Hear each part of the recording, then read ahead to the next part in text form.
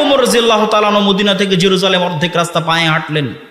বিশুদ্ধ সূত্রে প্রমাণিত ঐতিহাসিক ঘটনা যে ওমর রাদিয়াল্লাহু তাআলা আনহু অর্ধেক রাস্তা পায়ে হেঁটেছেন। কেন? শুধু একটা জিনিস প্রমাণ করতে পায়ে হেঁটেছেন, সেটা হচ্ছে আমি ওমর দায়িত্বশীল হিসেবে শতভাগ ন্যায়পরায়ণ। বলেন আল্লাহু আকবার। যে আমি শতভাগ ন্যায়পরায়ণ।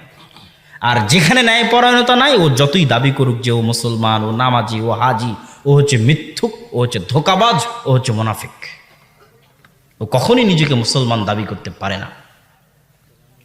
সম্মানিত উপস্থিতি, আমরা আমাদের বক্তব্যের এই পর্যায়ে এসে যে মুসলমানেরা কেন আজ অধপতিত? মুসলমানদের মধ্যে সব আছে, নামাজ, সিয়াম, হজ, যাকাত সব আছে। কি নাই? এদের মধ্যে ন্যায়পরায়ণতা নাই, আমানতদারিতা নাই, সত্যবাদিতা নাই। কেউ সত্য বলে না।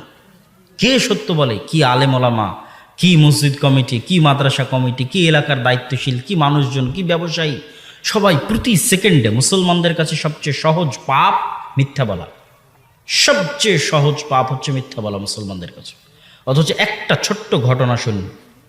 আবু সুফিয়ান রাদিয়াল্লাহু তাআলা আনহু, আবু সুফিয়ান হচ্ছে মক্কা বিজয়ের সময় ইসলাম গ্রহণ করেছে। তাহলে আল্লাহর নবীর নবী হওয়ার 20 বছর পর আবু সুফিয়ান ইসলাম গ্রহণ করছে। আর এই পুরো 20 বছর আল্লাহর নবীর সাথে যুদ্ধ করেছে, মারামারি করেছে, হত্যা করতে চেয়েছে, মদিনা ধ্বংস করতে চেয়েছে।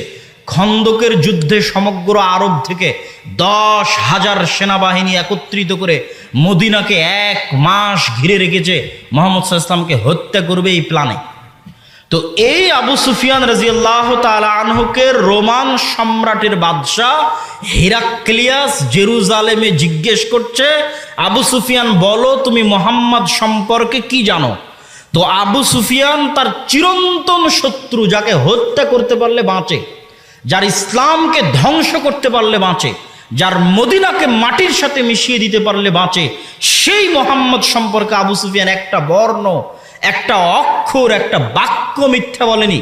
বুখারীর হাদিস, ওহীর অধ্যায়ে আবু সুফিয়ান বলছে, আমি যদি মিথ্যা বলতে লজ্জা না পেতাম, আর কোনোদিন যদি মিথ্যা বলার প্রয়োজন মনে করতাম, তাহলে আজকেই সেই দিন, আজকে রোমান সম্রাট হিরাক্লিয়াসের দরবারে আমার চিরশত্রু মুহাম্মাদের নামে যদি মিথ্যা বলতে পারতাম, তাহলে আজকে খুব উপকার হতো।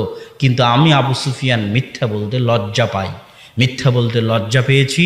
ওখানে কোনো রেকর্ডার নাই, কোনো লাইভ নাই, কিন্তু কাফেরদের সর্দার, মুশরিকদের সর্দার, কাফের মুশরিক অবস্থায় তার চিরশত্রুর বিরুদ্ধে মিথ্যা বলেনি।